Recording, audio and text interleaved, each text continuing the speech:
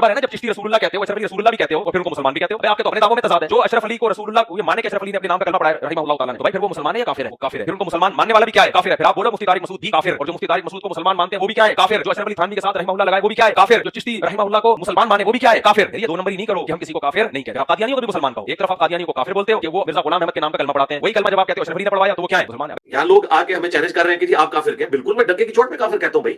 اور دوسرا مجھے تو چیلنج کرنے کی ضرورت ہی نہیں ہے، آپ نے نہیں اللہ کو جان دینی. میرے ذریعے آپ کا حساب و کتاب ہونا ہے قیامت کے دن.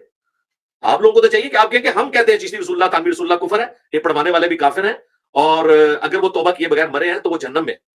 اور جو آج بھی لوگ ان کو چھاپ رہے ہیں، پرنٹ کر رہے ہیں اور بالکل اسے درست سمجھتے ہیں، وہ بھی کافر ہیں. کہیں اپنے ایمان کا اظہار کریں. اس کی وجہ مجھ سے ڈیمانڈ کرنا کہ میں کہوں تو میں نے تو کہتا ہوں بھائی.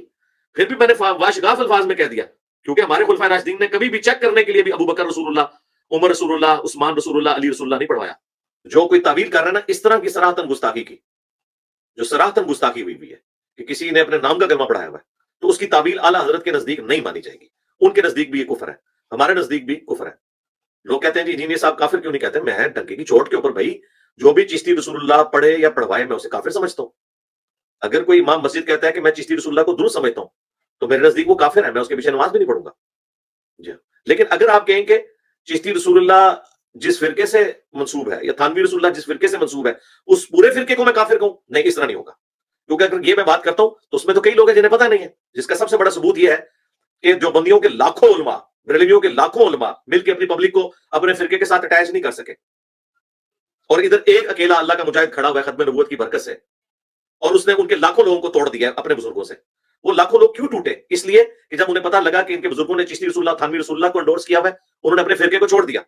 تو یہ اس بات کا ثبوت ہے کہ میں ان پورے کے پورے فرقوں کو تو غلط نہیں کہہ سکتا، کیونکہ ہمارے ساتھ جتنے لوگ اٹیچ ہوئے ہیں یہ میں نے کوئی مریخ سے تو برآمد نہیں کیے ہوئے. یہ بریلوی دیوبندی اہل حدیث شیعہ ہی تھے نا، اپنے فرقوں کو چھوڑ کے تو رسول اللہ کے ساتھ جڑے، نبی صلی اللہ علیہ وآلہ وسلم کے قدموں تک پہنچے.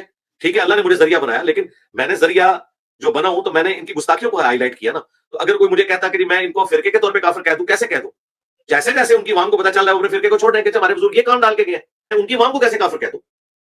میں تو ان کے سرغناؤں کی بات کروں گا، اور جو ان میں سے مر چکے ان کے بارے میں یہ کہوں گا کہ اگر توبہ کے بغیر مرے ہیں تو کفر کی موت مرے ہیں، کیونکہ میرے سامنے ان کی توبہ نہیں ہے اور ان کے آخری وقت کا نہیں ہے. لیکن اس کی بنیاد پہ یہ نہیں ہو سکتا کہ میں تھانوی رسول اللہ یا چشتی رسول اللہ کو جائز سمجھوں یا اسے صحیح کہوں.